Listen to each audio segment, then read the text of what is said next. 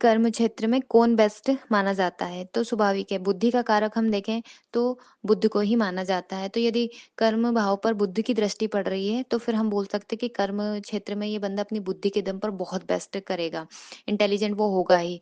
तो हम बात कर रहे हैं आज बुध कहाँ पर बैठते हैं, तो कर्म क्षेत्र से रिलेटेड हमें बेस्ट बना देते हैं। नमस्कार दोस्तों, मैं प्रज्ञा आपका हार्दिक स्वागत करती हूँ अपने प्रोग्राम में। दोस्तों, मेरा व्हाट्सएप नंबर है, यदि किसी को भी कुंडली से रिलेटेड जानकारी चाहिए, कुंडली बनवाना हो, तो आप इस पे संपर्क कर सकते हैं, इसका चार्जेस है।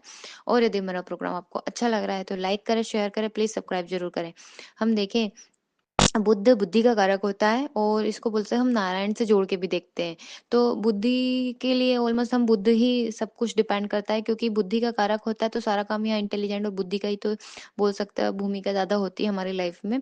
बुद्ध को चंद्रमा की संतान माना जाता है, बृहस्पति और उनकी पत्नी तारा से जोड़कर देखा जाता है, क्योंकि चंद्रमा और तारा की नाजायज संतान माना जाता है बुद्ध को। तो चंद्रमा और बुध की यहाँ पे शत्रुता है, और बृहस्पति चंद्रमा की भी यहाँ शत्रुता है। जब हम मैत्री भाव की बात करते हैं तब हम चंद्रमा को देखते हैं। काल पुरुष की कुंडली में चंद्रमा का कौन सा भाव आता है, तो चौथा भाव आता है। तो जब भी बुध चौथे भाव में बैठता है तो हमेशा एक बेचैनी बना रहेगी। क्यों? क्योंकि बार बार उसको ऐसा लगेगा कि मुझे हाथ धोना है। तो ऐसा बंदा बार बार हाथ धोएगा जिसके फोर्थ भाव में बुध होता हो, या फिर वो देखेगा कि गेट मैंने लगाया नहीं लगाया, बार बार यही सोचेगा और चेक करने जाएगा वो बार बार।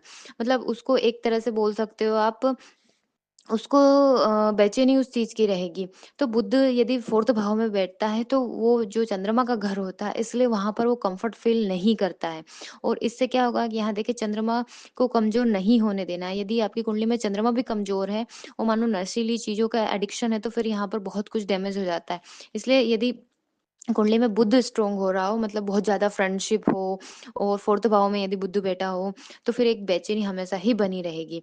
तो सबसे बेस्ट है कि बहुत ज्यादा फ्रेंडशिप नहीं करना है, और एडिक्शन जिसको बोलते हैं नशा, इन चीजों का नहीं लेना है।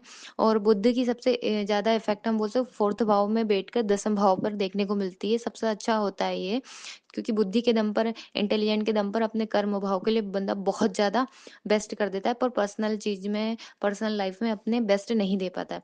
और ऐसे व्यक्ति को अत्यधिक डरना और अत्यधिक सोचना, ये हमेशा ओवर थिंकिंग करेंगे, मानो कुछ भी मेरे साथ ऐसे सोचेंगे गलत हो रहा, वैसा ही वो फील करने लग जाते हैं, बहुत ज्यादा डैमेज हो जाते हैं। और इसके साथ ही चंद्रमा भी यदि खराब हो, तो फिर आप सोम समाय मंत्र का जाप कर सकते हैं। यदि आप दीक्षित है तो फिर ओम सोम समाय का भी जाप कर सकते हैं। धन्यवाद दोस्तों।